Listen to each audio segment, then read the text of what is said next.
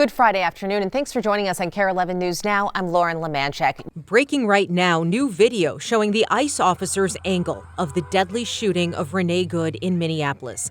This video is from a cell phone being held by the agent involved, Jonathan Ross. It shows Ross circling Good's vehicle several times. That's fine, dude. I'm not mad at you. Another woman in the video appears to be recording as well and talking with Ross. Just so you know, it'll be the same plate when you come talk to us later. That's fine. U.S. citizen. As Ross steps near the front left corner of the vehicle, more agents go to the driver's side of Good's SUV, yelling at her to get out. That's when she reverses, then accelerates, and Ross fires his weapon. The SUV crashes into other vehicles down the street.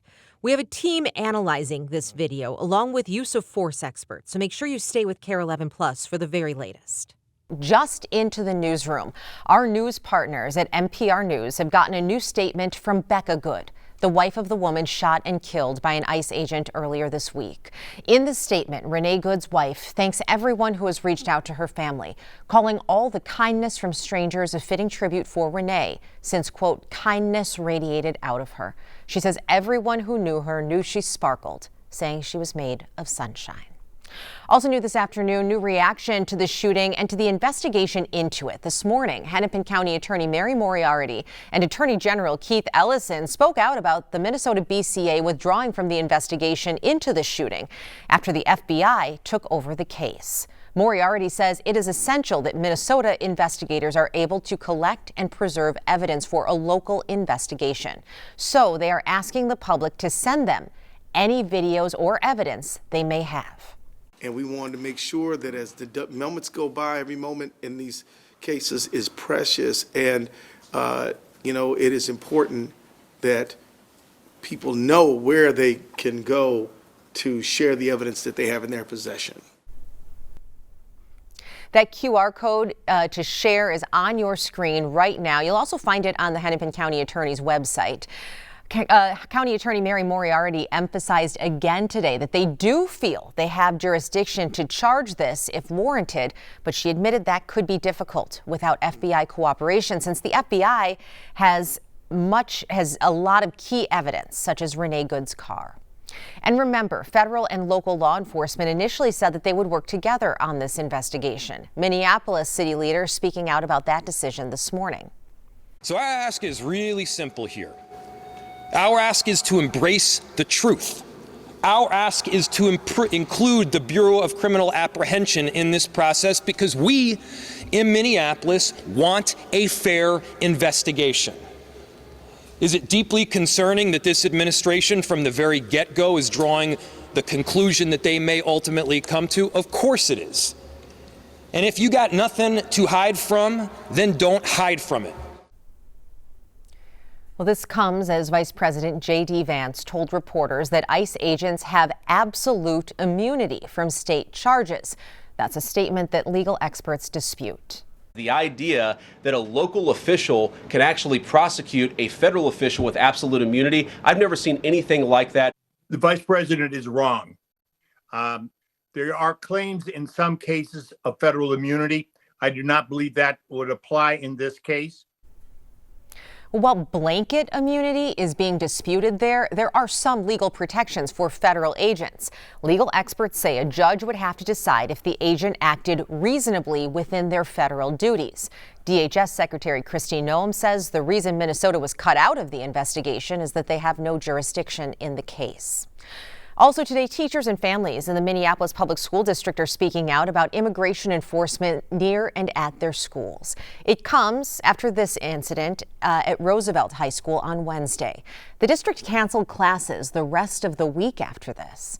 DHS tells us a U.S. citizen was trying to impede Border Patrol and rammed his vehicle into a government car, which then started a 5-mile chase that ended at Roosevelt. According to agents on scene, someone who says they were a teacher, quote, assaulted a Border Patrol agent. Minneapolis Public Schools says they're investigating what happened. Right now, people around the country are standing in solidarity with Renee Good and her community, holding up signs declaring "Say her name, Renee Good." Ian Russell learned more today about the 37-year-old mother whose death is at the center of this firestorm. We're learning new information about Renee Good, the 37-year-old who was shot and killed by a federal immigration agent Wednesday morning. Good's family tells our affiliate in Denver that she's from the Colorado Springs area and had recently lived in Missouri. She's from here. One of her own was just murdered in cold blood. For what reason? Former neighbors of hers in Kansas City, Missouri say they remember Good as a good mother to her children. A neighbor who, is not a terrorist, not an extremist. That was just a mom who loved her kids, loved her spouse. Neighbors there tell our Kansas City NBC affiliate that Good had moved out about 8 months ago. We know from social media posts that Good liked poetry. The Old Dominion University English department posted this picture in 2020 after Good won a poetry prize. The Associated Press spoke to an ex-husband of Good's who says she was on her way home after dropping off her 6-year-old child Wednesday morning when this all happened. That man also tells the AP that Good has 2 other children from a previous marriage. Well, he also did tell the AP that he never knew Good to be an activist and that he had never known her to participate in a protest of any kind. This situation is rapidly changing as new details come in, and we're working to get you accurate information once we verify it. So stay with KARE 11 on the air, online, and on KARE 11 Plus for the latest updates. Taking a look now from our nation's capital this morning, where a proposal to extend Affordable Care Act subsidies is heading to the Senate. Yesterday, 17 House Republicans voted with Democrats to approve a 3-year extension. Those subsidies expired at the end of 2025 and were the biggest sticking point in last year's record-breaking government shutdown. Turning to health news now, new flu data from the Minnesota Department of Health shows nearly 3,000 people have been hospitalized statewide. So far, no pediatric deaths have been reported. The flu continues to spread in schools and long-term care facilities, with more than 170 school outbreaks and nearly 60 in long-term care settings. Meanwhile, the Minnesota Department of Health says it will now look to professional medical groups instead of the CDC for its vaccine guidance. That comes after the CDC revised its childhood immunization schedule, dropping the number of vaccines from 18 to 11. MDH claims the federal change does not reflect, quote, the best available science and didn't follow intensive scientific review. Just in this afternoon, the Department of Homeland Security is launching a new investigation into refugees in Minnesota. According to DHS, Operation Paris will re-examine thousands of refugee cases through new background checks and verification of refugee claims. And they'll begin referring cases of fraud to immigration authorities. This week, the Office of the Legislative Auditor released a report finding state employees fabricated records to cover up mismanagement of money. It's another black eye for the State Department of Human Services. KARE 11's Lou Raguse sat down with the legislative auditor. This was definitely the most egregious thing I have seen. Maybe in my whole time working at OLA. After 27 years with the Office of the Legislative Auditor, a statement like that from Judy Randall means something. After past suspicions, she says her most recent audit proved state workers were fabricating documents to cover up mismanagement of taxpayer money. So these documents should exist. They didn't. We asked for them. All of a sudden, they now exist.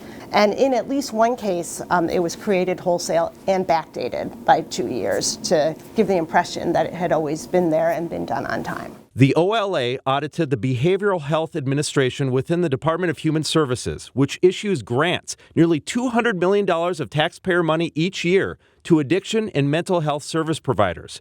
But the audit found BHA was not making sure those providers were doing the work. BHA didn't conduct the site visits. Our auditors went and conducted the site visits that BHA should have done. And we identified serious concerns that services weren't being provided. One of the grants examined by OLA was $1.6 million issued to the Wellness Collaborative through Zion Baptist Church in North Minneapolis. According to the OLA report, BHA didn't have documentation to give auditors to show that the services were rendered.